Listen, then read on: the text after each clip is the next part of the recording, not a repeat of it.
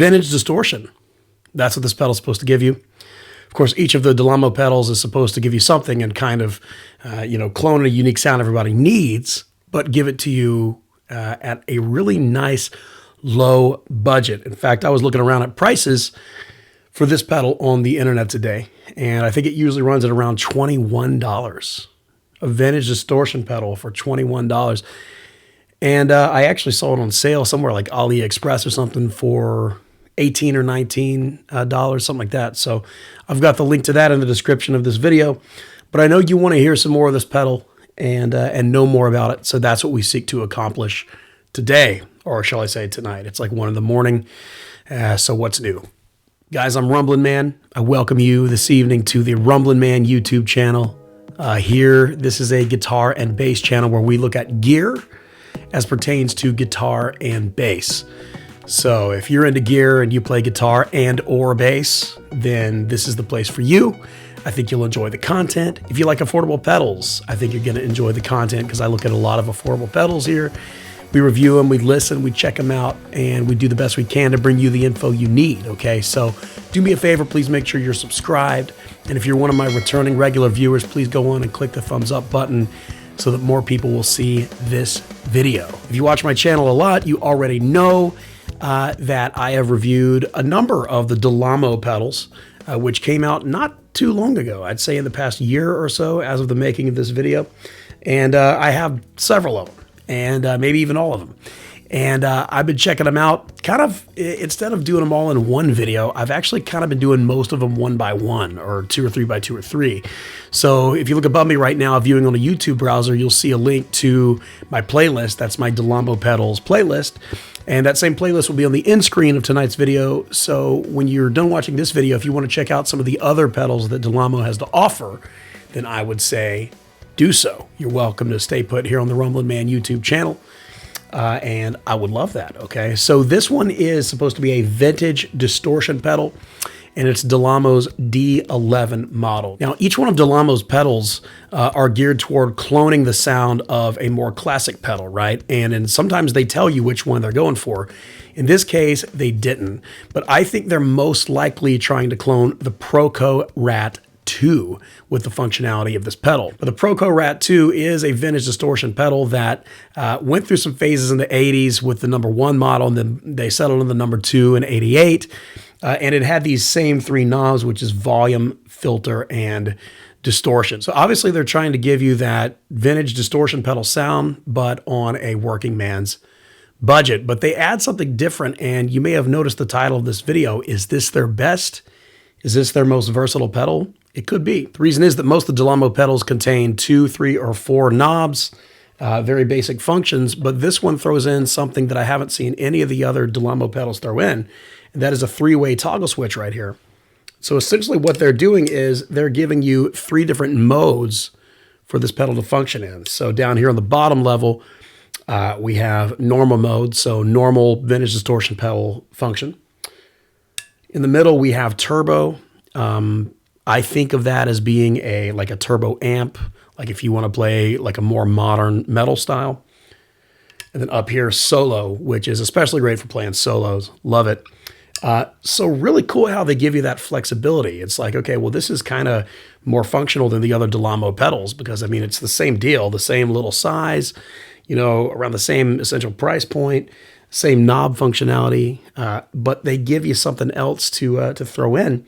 So what I want to do is I want to solo a little bit just in these 3 different modes in a mix so that you can kind of get an idea to your ears of what kind of sound you might get, playing with your band or in the studio using this pedal in each mode. Okay, so for today's demo, I'm playing my Sublime 335 style guitar, which is a Chieftain Classic, which will be getting new pickups soon. Looking forward to that. And then we're running straight through the pedal and then into my Scarlett interface. And we're using amps in software as well as reverbs and delays in software, okay? So let's take a listen to some lead guitar playing on these 3 different modes.